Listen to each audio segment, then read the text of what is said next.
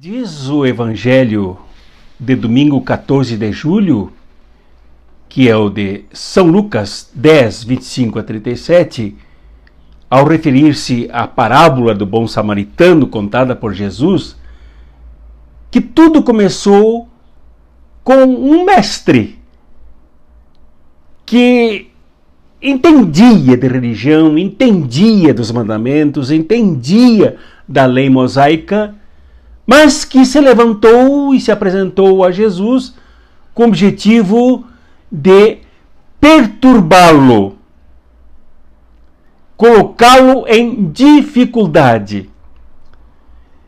E o que queria esse mestre? Nós veremos logo a seguir, e eu convido vocês a olharmos na cara deste mestre, desse teólogo, deste religioso, deste decorador dos mandamentos. Olhamos na cara dele, olhamos no programa de vida dele e olhamos um pouco também para nós.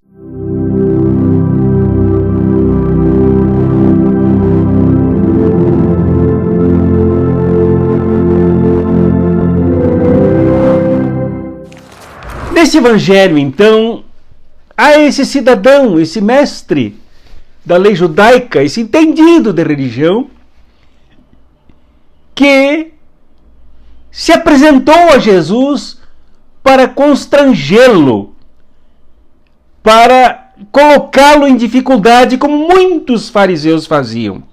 Ele certamente fazia parte de uma corrente farisaica que caminhou com Jesus, interferia na vida de Jesus, no ministério de Nosso Senhor, que o acompanhou desde a saída da Galileia até Jerusalém, para perturbá-lo com perguntas normalmente centradas em abstrações, em conceitos vazios, em conceitos ideais, e não no que Jesus realmente queria ensinar. Pelo contrário, queriam perturbar o que Jesus queria ensinar e a sua relação com o povo, com os pobres, com os discípulos, com as discípulas. E o que queria esse mestre? Ele perguntou: que devo fazer para receber em herança a vida eterna? Quer dizer, provavelmente significando que algumas correntes eram compostas de pessoas que viviam de heranças, que esperavam heranças, como por exemplo mostra a parábola do filho pródigo, que se queixou que o pai não lhe dera a herança e dera a herança para o filho mais novo, que tudo estragou, que tudo jogou fora. Ele queria a vida eterna como herança. Ele queria tudo para ele, a terra e o céu, tudo para ele. Quando Jesus perguntou sobre algo da terra, sobre algo que foi núcleo da caminhada do povo de Deus em marcha para a terra prometida, na construção da libertação, saindo em êxodo da escravidão, da miséria, da pobreza, debaixo dos tacões dos senhores escravocratas. Jesus perguntou: o que está escrito na lei? Como lês? Não é só o que está escrito lá, mas como lês? E ele respondeu: direito o que estava escrito lá. Amarás o Senhor teu Deus de todo o teu coração e com toda a tua alma, com toda a tua força e com toda a tua inteligência, e ao teu próximo a ti mesmo. Não é perfeito o que ele leu? Aí Jesus vai direto ao ponto. O ponto é: faze isso. É a prática. Jesus lhe disse: tu respondeste corretamente. Faze isso e viverás.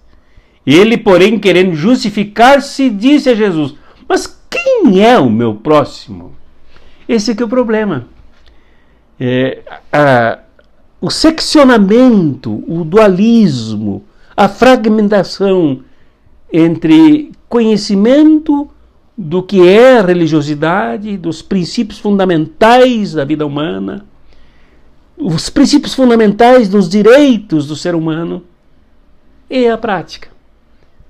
Este mestre da lei conseguiu separar uma coisa inseparável. Para ele bastava ler o que estava na lei.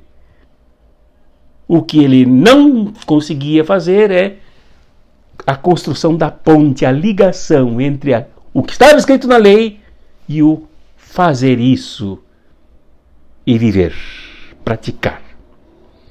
Talvez esteja aí um dos grandes problemas das igrejas, das religiosidades, que sabem muito bem Bíblia de cor, mandamentos de cor, falam, mas na hora do faz isso e viverás, a coisa se complica. Este cidadão, esse mestre da lei, podia ser chamado de um cidadão de bem. Ele só não sabia fazer o bem, mas era um cidadão de bem, que não sabia fazer o bem, não sabia faze isso e viverás. Portanto, ele vivia mal, porque voltado muito mais para a leitura da lei e não para a vida da lei. Muito mais para a letra do que para o conteúdo prático. Esse é o nosso grande desafio diante dos dramas daqueles que são violados, que são feridos, que são pisados nessa sociedade. E sobre isso ainda voltarei a esta parábola e a este evangelho rico de ensinamentos para nós. Em nome do Pai, do Filho e do Espírito Santo. Amém.